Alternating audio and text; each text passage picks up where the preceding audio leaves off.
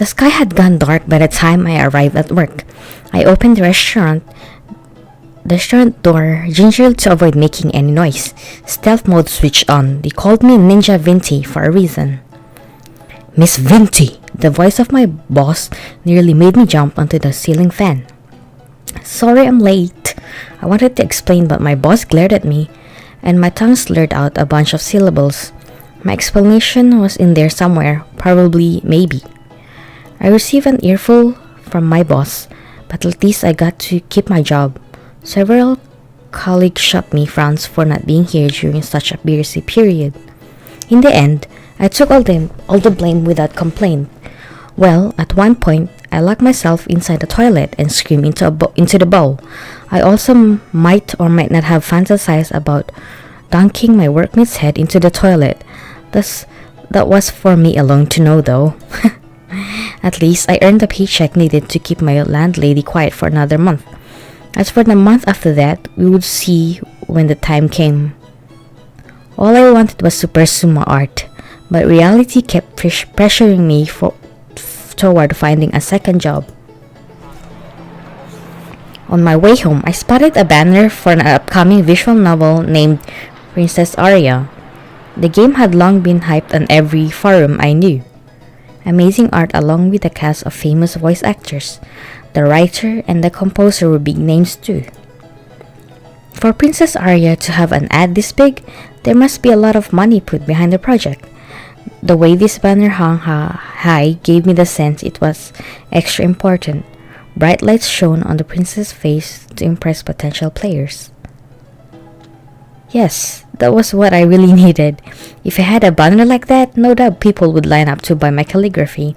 I could already imagine how folks would react as I walked along the streets. Hey, I think that was Vinti. Wow, no way. You mean that famous calligrapher I see on all those banners? Yeah, she must be really good. Maybe we should ask for her autograph.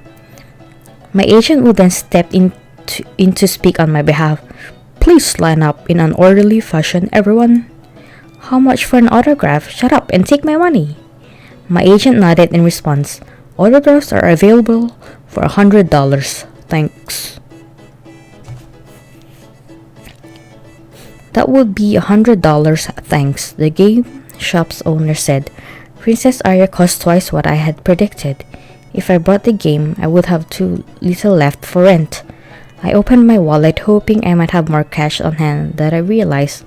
Turned out I had less, actually. That visual novel is expensive. I hung my head and the storekeeper sighed. His arch brows pressured me into buying a game. I did ride 3 trains to get here. Might as well pick up something. I told the shopkeeper how much money I had, and he shook his head. The store owner pulled out a different game from under his table. He brushed away the dust on it so I could see the cover.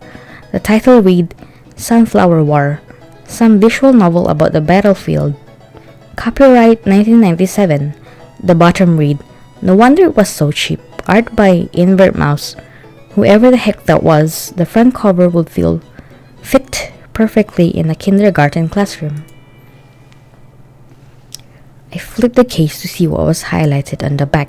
This game supported up to 640 x 480 resolution. Truly the pinnacle of technology. The shopkeeper grimaced.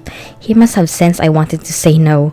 His stare made my palms stain with sweat, and I ended up buying the game. Dealing with foes like that had always been a weakness of mine. Remind me to never visit this store again. Oh boy.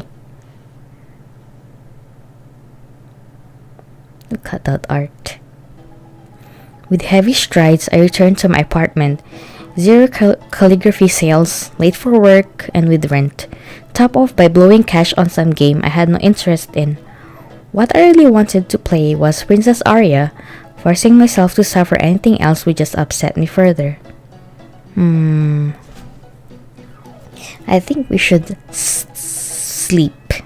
Forget it. I only bought Sunflower War out of pressure.